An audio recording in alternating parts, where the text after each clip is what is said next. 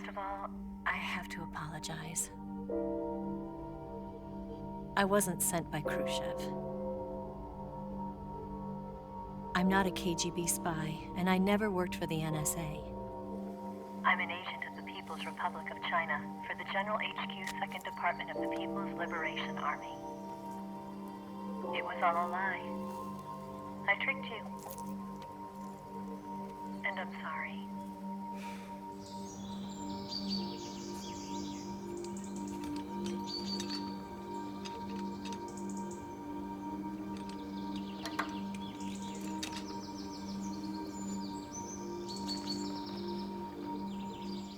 The philosophers still exist in China, too. You see, my mission was to find out where Volgin was hiding the philosopher's legacy and steal it. So I infiltrated his base as a KGB spy. The 2 NSA codebreakers who defected in 1960 were actually both men. The real Adam never showed up at the meeting place, saving me the trouble of having to eliminate him.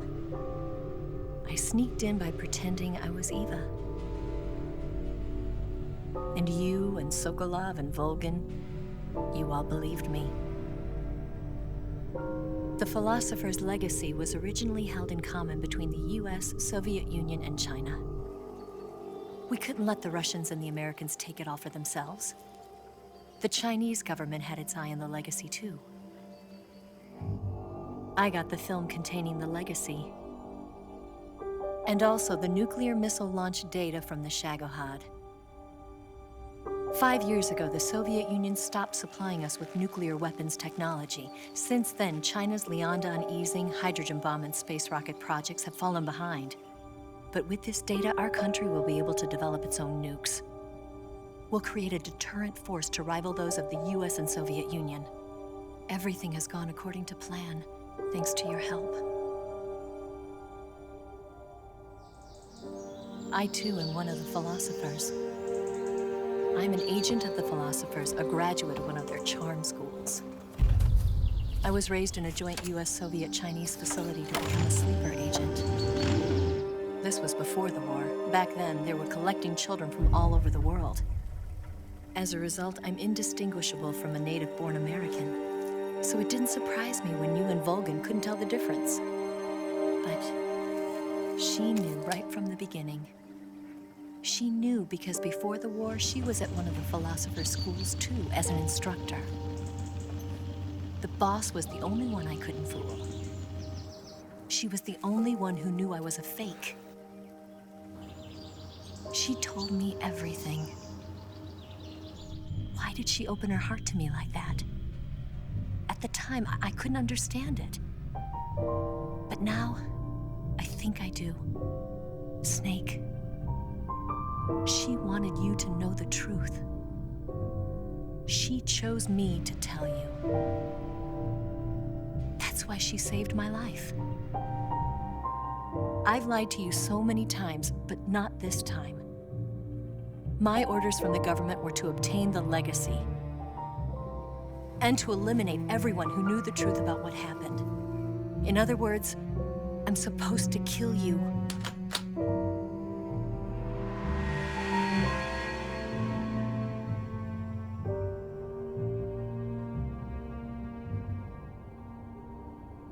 But I can't do it.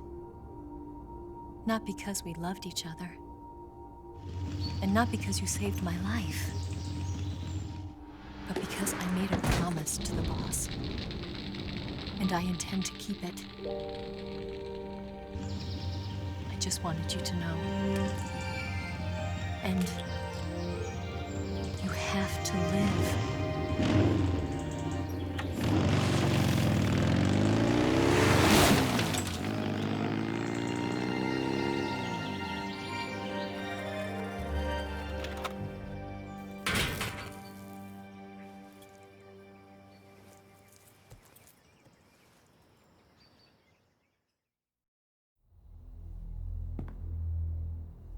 Snake, listen to me. She didn't betray the United States. No, far from it. She was a hero who died for her country. She carried out her mission knowing full well what was going to happen. Self-sacrifice. Because that was her duty.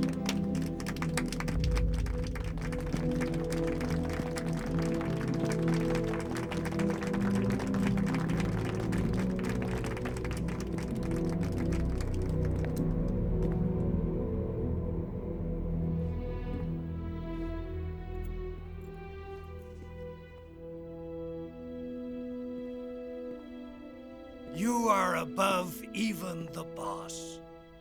I hereby award you the title of Big Boss.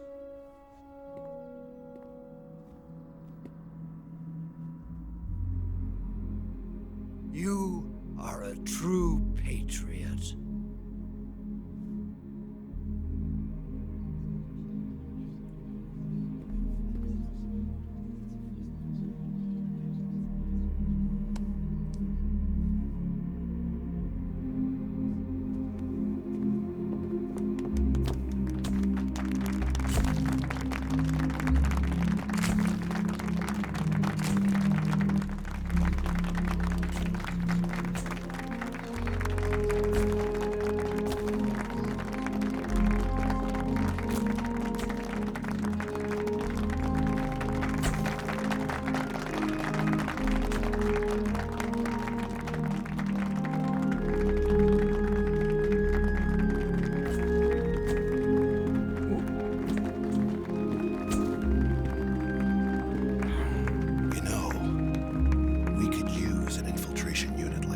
In the army.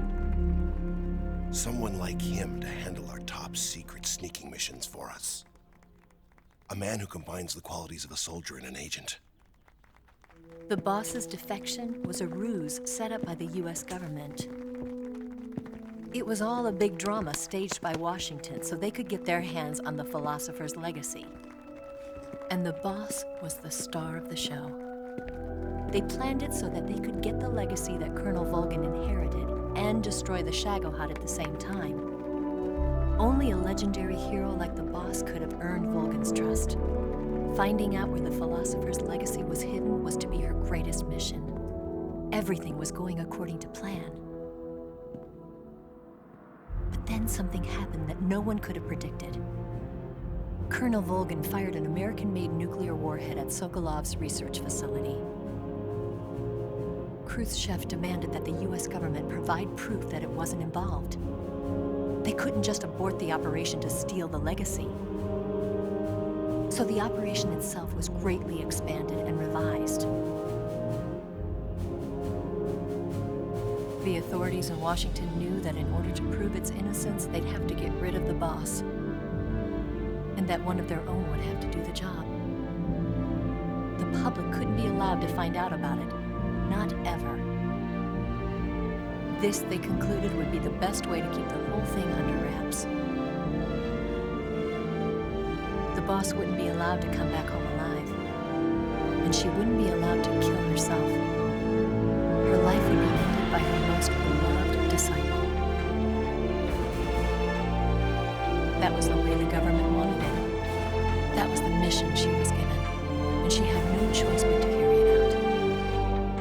Her death in your hands was a duty she had to fulfill. Out of duty, she turned her back on her own comrades.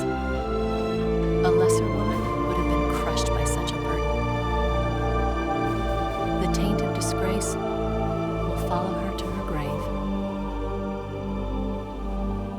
Future generations will revile her. In America as a despicable traitor with no sense of honor.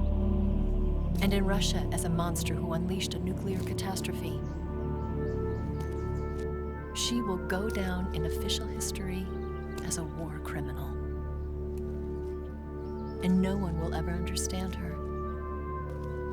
That was her final mission.